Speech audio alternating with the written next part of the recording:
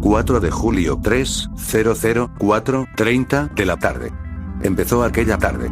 6 tronos de Delancey se dedicaban a jugar a las cartas en su club. Llevaban uniforme de verano, pantalones ajustados color crema y nikis rojos de manga corta. Hacía mucho calor. Parecía un día cualquiera de verano, pero era el 4 de julio. Cuando estaban así, reducidos al aburrimiento y al juego de cartas, la policía se ponía nerviosa y los funcionarios del comité de la juventud locuaces, porque las cosas se desmandaban, y llegaba el lío. Fuera, en la calle, golfos y chavales empezaban a lanzar petardos.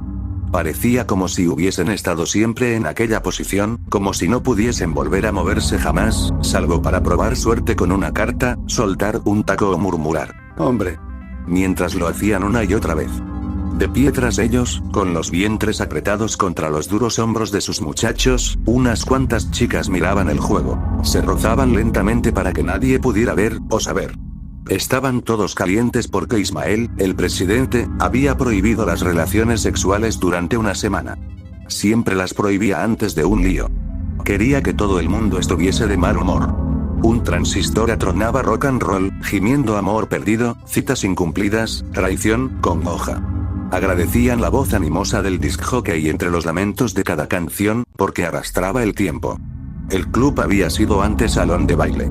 Del techo colgaba un candelabro de esos que dan vueltas, de los que en tiempos lanzaban románticas y centelleantes luces sobre las parejas de baile. Hacia el fondo del salón, montado sobre un pedestal de contrachapado, había un puesto de limpiabotas de 3 asientos. En el asiento de la derecha, junto al ventanal que ocupaba toda la pared, con las gafas de sol reflejando la luminosa y sofocante calle, estaba sentado Ismael Rivera. Ismael tenía el rostro impasible de un grande de España, el color entre púrpura y negro de un africano no contaminado y los sueños de un Alejandro, un Ciro o un Napoleón. No se permitía ningún pensamiento, solo un esperar vacío e inmóvil, contemplando el frío reflejo de sus propios ojos en los cristales azules. Alguien echó una carta. Rechinó una silla. La carta golpeó en la mesa.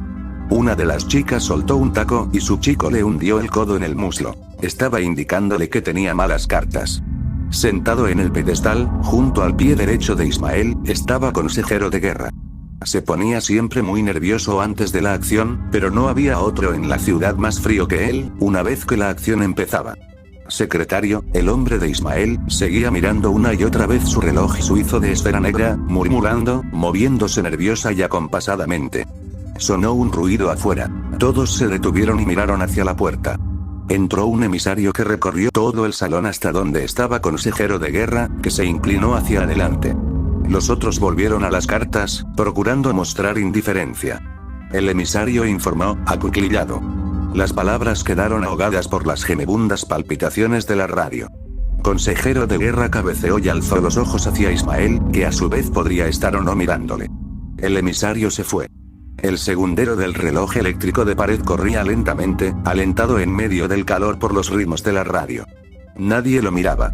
No mirar era cuestión de honor. Sabían que aún faltaban horas y horas para el momento.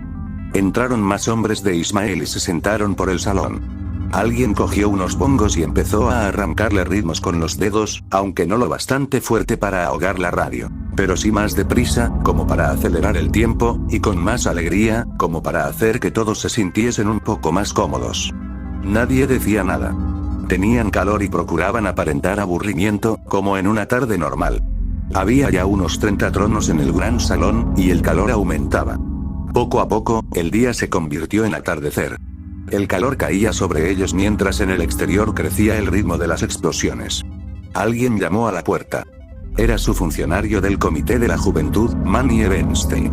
Nadie le quería allí, pero sabían que vendría. Ya habían pensado en ello. La cara redonda de Manny asomó por el borde de la puerta. Esperó allí porque, aunque les había conseguido el club a través de la Asociación de Comerciantes de la zona, y aunque había hecho mucho por ellos, el protocolo era un asunto delicado. Tenía que esperar hasta que le invitasen a pasar.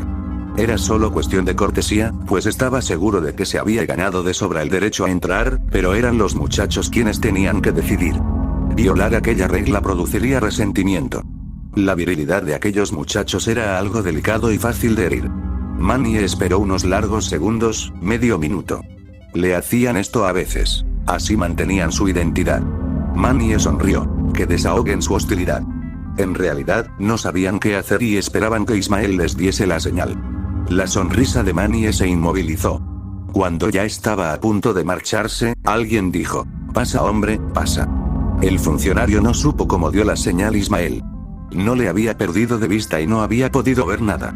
Sin embargo, la señal había salido de aquella silla de limpiabotas de la derecha del pedestal de contrachapado, recorriendo luego toda la cadena de mando hasta llegar a la puerta.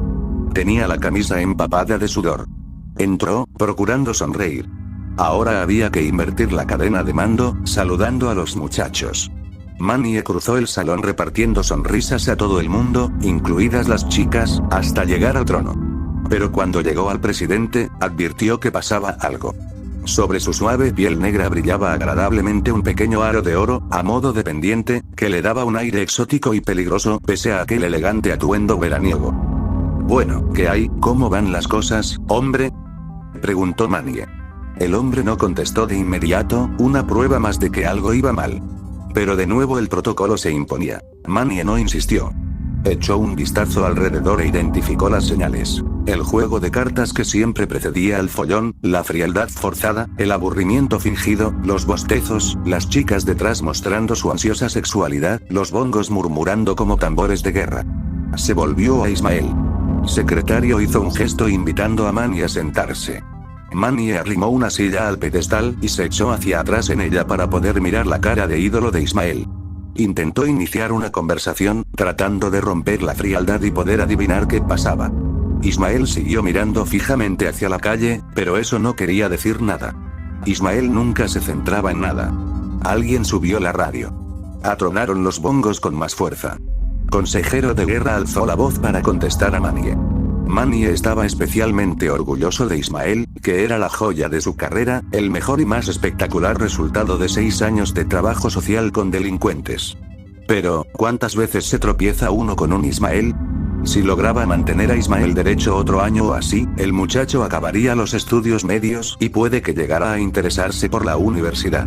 Porque Ismael había sido la estrella más brillante del firmamento de la escuela pública y el genio rebelde del Instituto de Enseñanza Media Baruch Laporte Jr., donde durante 2 años había constituido el mayor motivo de conversación, desesperación y odio de todos los profesores.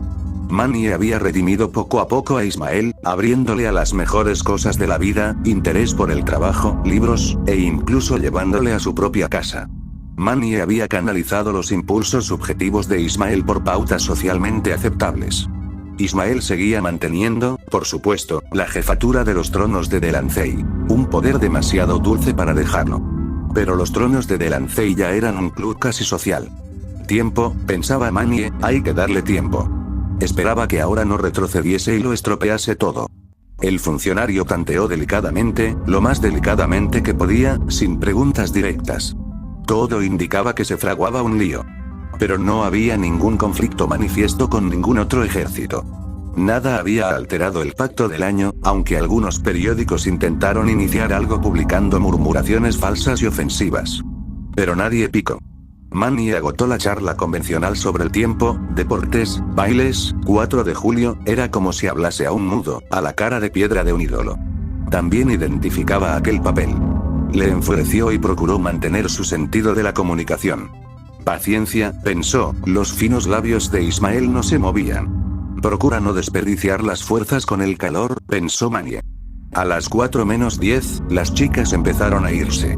A las 4 solo quedaban los hombres. La radio comunicó, en aquel tono frenético y desmadrado. Y ahora, para todos los chicos y chicas del Club Social Paradise, estos surcos, se trata de los Beatles, muchachos, Nadie dijo que la partida de cartas debía concluir. Simplemente se acabó.